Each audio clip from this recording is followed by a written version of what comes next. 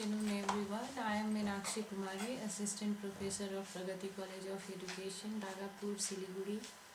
So in this situation, I hope all you are doing well in your study and along with your life. So now, today I am going to discuss with you about the lecture which is in paper number 6, and the topic is today's topic is transgender, third gender, and gender biasness. So first of all, we have to know about this transgender or third gender. What is actually the difference or thin line between these two words? Because in our society these days, it's going on in group of teenagers or in our new generation, but we or our generation people, they don't have even much idea, and those who have idea, they are actually not easy or convenient to talk about this topic. So first of all, as a teacher, we have to know that these issues actually, without any guidance or without any knowledge, if the people they are gossiping or just for fun, if they are trying to know about this issue, then in further our generation they will face a lots of problem. So first of all, I want to discuss about this third gender with you. Actually, the third gender is a concept in which individuals are categorized either by themselves or by society as neither men or women. So it is also a social category present in societies that recognize three or more genders. Now these days more genders evolved in this group. So the term third gender is usually understood to mean or uh, third gender understood mean other social conventions says that there are two type of people actually, and that is a male and female, and you know who based on their genitalia. So but in fact various cultures have long recognized members who buck the biological binary. So the ancient literature or sources wrote of people who were neither men or nor women. Individuals have been swapping genders for countries, and intellectuals have ferociously debated the connections between the body and the self. So in different cultures, the third or the fourth gender may represent very different things. The native of our areas, like other countries, Asian countries, they have also a lots of research work and idea about that. Some traditional native of America or southwestern US acknowledge a spectrum for four genders. So feminine women, masculine women, then feminine men and masculine men. So basically we are getting here four type of gender which relates to American society. The term third gender has also been used to describe many countries the hijras of South Asian countries also. So basically, as in first I told you that this third gender or third gender, the concept, it's determined by own, or sometime it's determined by society. So whatever these days is going on about the um, uh, transgender or third gender. So transgender is quite different from the third gender. So what is transgender? Transgender, which biologically it's distinguished. Being transgender is independent of sexual orientation.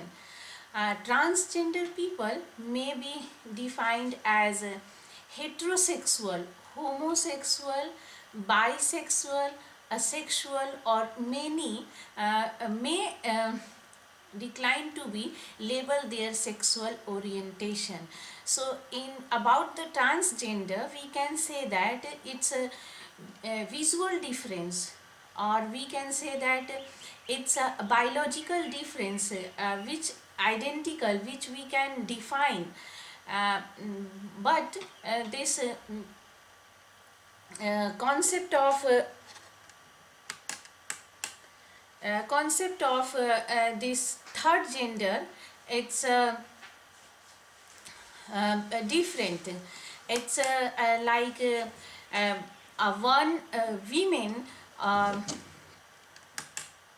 which biological uh, identity, it's totally like women, but uh, his feelings, his emotions, it's not similar with the female. So uh, we can say that this uh, transgender, it's here we have to know that this transgender, we can identify, we can diagnose, we can determine. In simple terms, transgender can be explained as a people born with physical sex characteristics that do not fit a typical binary notion of male or female bodies. So now here we are very clear with this definition that there is a difference between this transgender and third gender. So the opposite of transgender is cisgender, which describe persons whose gender identity or expression matches their assigned sex.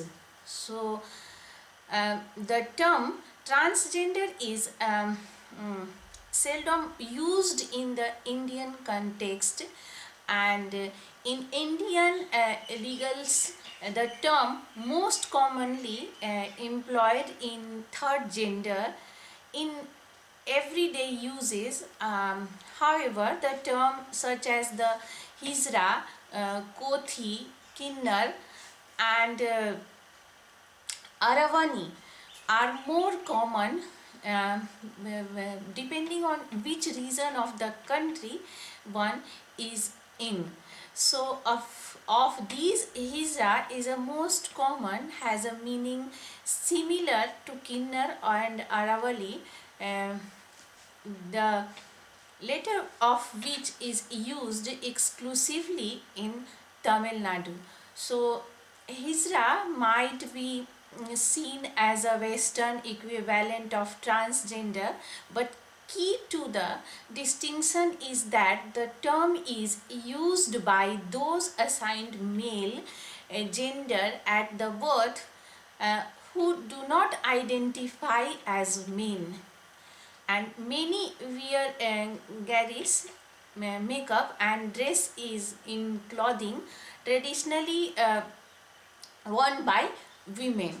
So traditionally, Hijra were employed as singers, then dancers.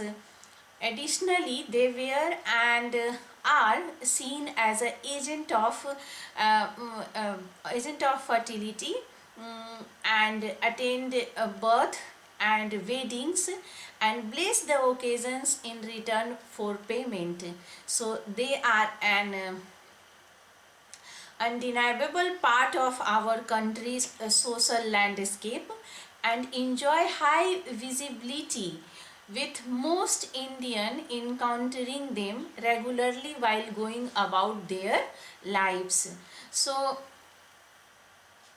British administrators passed the Criminal Tribe Act in India, effectively outlawing the country's third gender or Hijra, a community that included people born with both male and female biological traits. Um, which we can say that intersex today. So transgender people, those who have a gender identity and does not match their sex assigned at birth, uh, like enunch, and even cross dressers, celebrated in sacred Indian text, his Raz has long been a part of South Asian culture, but colonial authorities viewed them as violating the social order. So, third gender or have since been notified, but the legacy of that law and the discrimination it spawned haunt them to these days.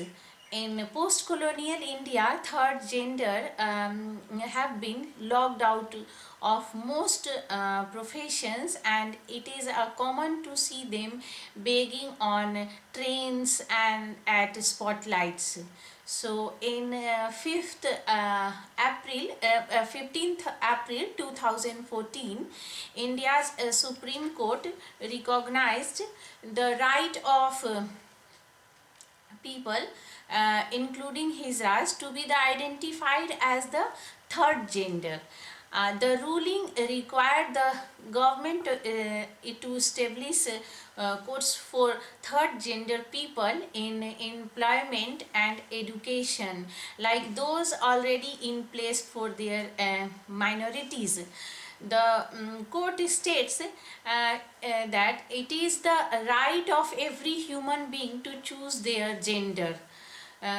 Justice K.S. Radhakrishnan noted in this decision that seldom our society realize or cares to realize the trauma, agony and the pain which the members of transgender community undergo, nor appreciates the innate feelings of the member of the transgender community, especially of those whose mind and body disown their biological sex.